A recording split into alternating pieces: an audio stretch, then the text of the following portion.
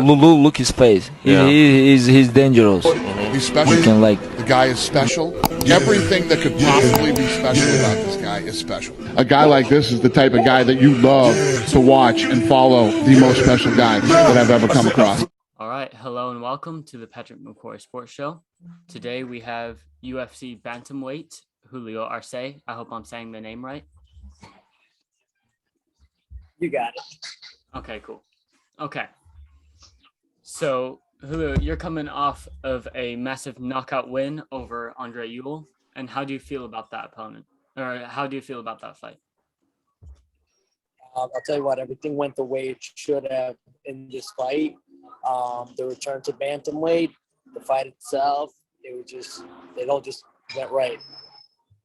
And on the return to Bantamweight, was Andre Ewell the ideal opponent, or was it just who you were offered? That was the person I was offered. I was trying to get a fight before that, but with all the fight cards being booked the way they were, he was the one person who didn't have an opponent, so they matched me up with him. So, at featherweight, you fought in the Dana White Contender Series, and you fought against Dan Ige and won, and you have a few other wins. Well, why did you choose to go down to bantamweight? I was noticing that I moved down from featherweight because the guys that I was fighting, you can clearly see those huge size difference between the people I was fighting. It's like, look at my teammate Shane Burgos. He's huge, right? I stand next to him and be like, you can clearly see that I'm a bantamweight. Fighting these guys as well as featherweight, they're coming down from a much heavier weight. And for me, it was natural to just move down to the right weight division that I needed to be in. So on the note of the weight, what is your weight outside of fighting? My current weight around 155. Okay, so and normally featherweights are a bit heavier. And so would you say your weight cut is tough or just a routine at this point? So my weight cut to 35. My weight cut to 35 was actually pretty smooth. To featherweight, I would literally start training and I'm pretty much like on weight. I'll be like 3 pounds away from featherweight. So I'm like, these guys are walking around so much, literally dropping from like 180, 185 to get to 145, during a certain period of time. So I'm like, let me drop there with the nutrition and the cut. And he made the weight cut super easy for me. So do you do the cut throughout the training camp, or do you just cut it on fight week? So I do the weight cut, gradually throughout the training camp. When it comes to fight week, that's where I lose the rest of it. And I just make sure that I'm at a comfortable weight where the weight cut won't be difficult. But I have no problems with it. And did you treat this weight cut different to your 145 cut?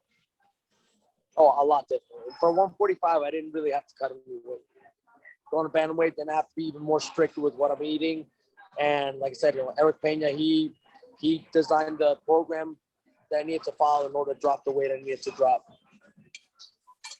Okay, let's transition away from this fight and let's go to the beginning of your career. What made you get into MMA? I used to be a very chubby kid, overweight, and my sister brought me into Tiger Coleman's, and then from there I've just been training ever since. It's kind of what brought me into the sport. So you went from the chubbier kid to fighting into one of the lighter divisions in the UFC. Pretty much. That's interesting. So weight's fine, and on fight night, is your weight around 135, or how much heavier are you on the night?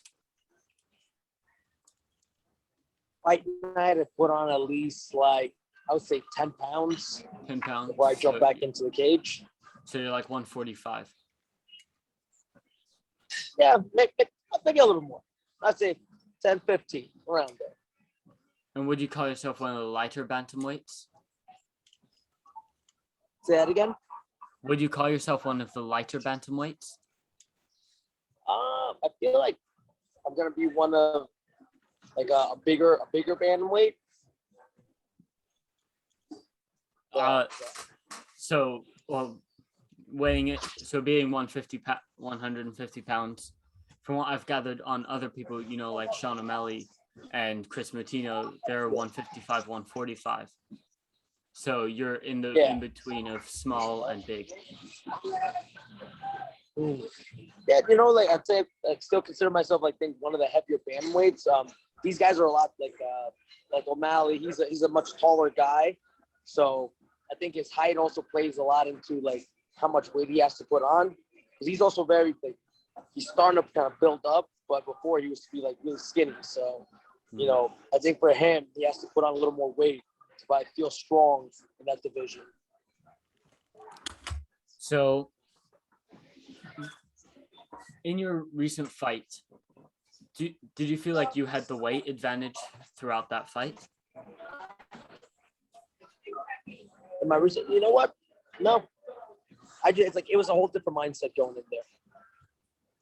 And you said, when I first asked you about the Yule fight, you said it went according to plan. Was that your game plan, to go in, knock him out in the second round? The game plan was just to come back to fighting itself. I had a year and a half layoff, and I just wanted to just get back into fighting, period. And I wasn't looking for a knockout. I was just looking to get my hand raised in victory at the end of it. And everything just developed the way it did. I ended up getting the finish. And so you just said a 1.5 year layoff. That was because of double elbow surgery, correct? Correct. So in training camp, did you have to treat it differently so you wouldn't re-injure your elbows, or was it just normal? No, I went back to my regular training. I did a lot of therapy so I can extend my arms again. But training, I just picked up the intensity behind it. That's it. Was it hard making a return to the UFC 1.5 years later after a split decision loss and going to a different weight class? Honestly, it was actually pretty simple. Right, didn't feel any ring rust, any of that. So, it's kind of the mindset you go into that fight after a long layoff. Some people have even longer layoffs. They come back to just start people. So, I think it just depends. Mm-hmm. So on my show, I like to do a quick fire thing, and then after the quick fire, then we go to future fight projections, of the next few cards. I'll ask you the main events. So quick fire is just quick answers. Your favorite snack to have while training? Favorite snack to have on training? Peanut M&Ms. Yeah, M&Ms. And do you like to have a specific meal in training camp as well? Not for me, no specific meal. And is there a meal you like to have outside of training, like when you're just like a normal person? I love to have a lot of steak. A lot of steak. Do you have a favorite movie you like to go back to and watch?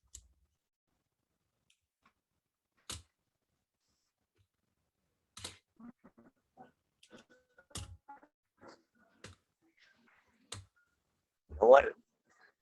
No favorite movies at this point. I'll tell you what. I watched Disney's Coco. God damn, what a sad movie. Do you have a TV show you like? Is there just a group of TV shows like comedy or action? Tell you what. Right now, I've been all about watching these. I think it's on Netflix, the Korean series, and they have this one called Alice in Borderlands, another one called Sweet Home. They're pretty intense. The Train to Basu, this Kingdom, 10 shows. And now this links in with your walkout song. Do you have a favorite artist that you like to listen to? I listen to a lot of different things. You name it. The only thing I won't listen to is country music.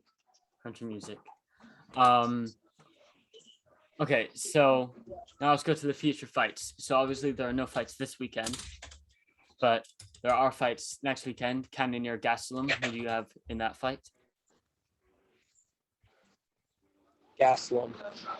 Gastelum avenging his recent run of losses. Yeah, he's definitely gonna come back up to it.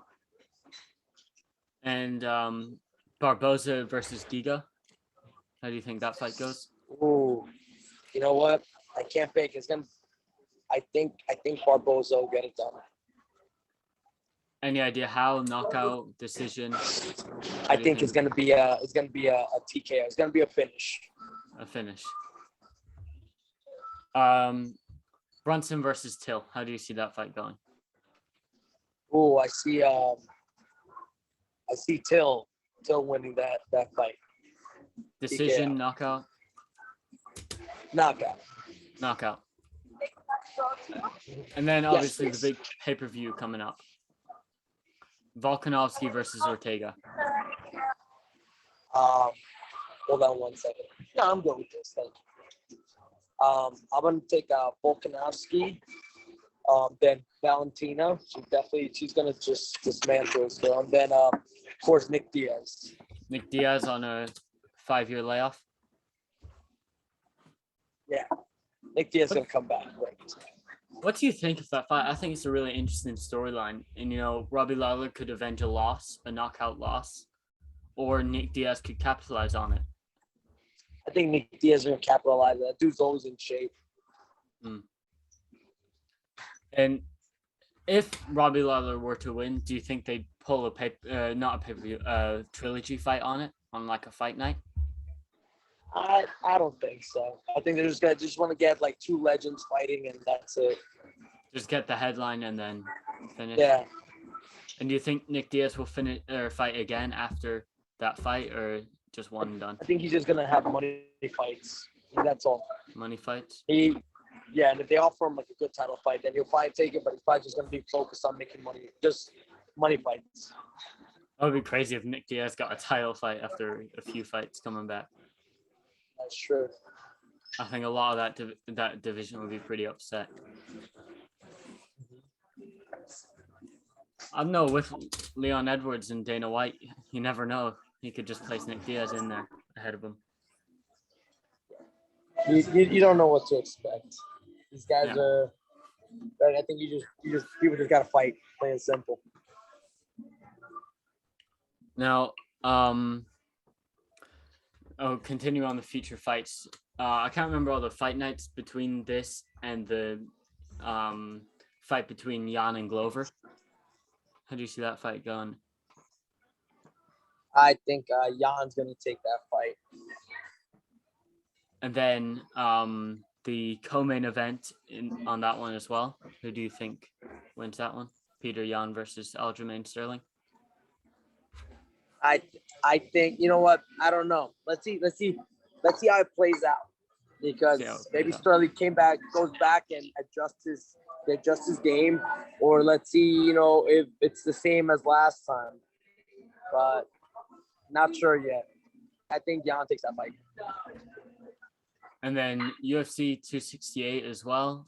Kobe Covington versus Kamaru Usman. How do you see that fight going?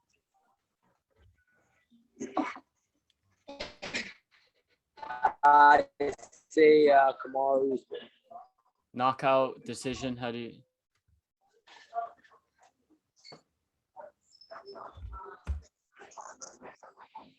I think Usman knocks him out. Knocks him out.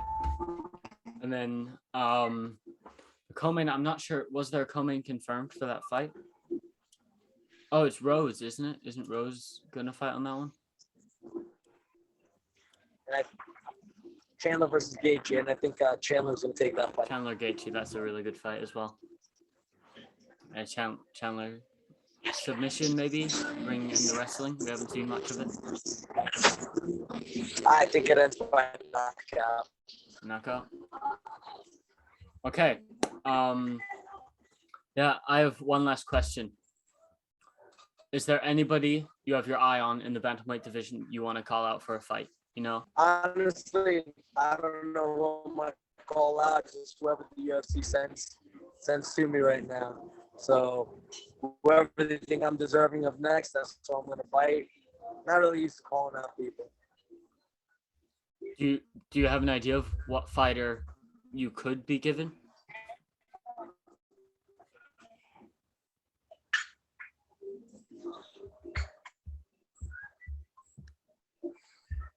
I don't have anyone in mind. Hopefully, looking to fight again in any of the November cards. Hopefully, that happens. The November cards, did you say? Yeah, hopefully get a fight in one of the November cards. November cards. There you have it. Julio Arce wants to come back in November. Thank you so much for coming on my show, Julio. Really means a lot. Thank you for having me.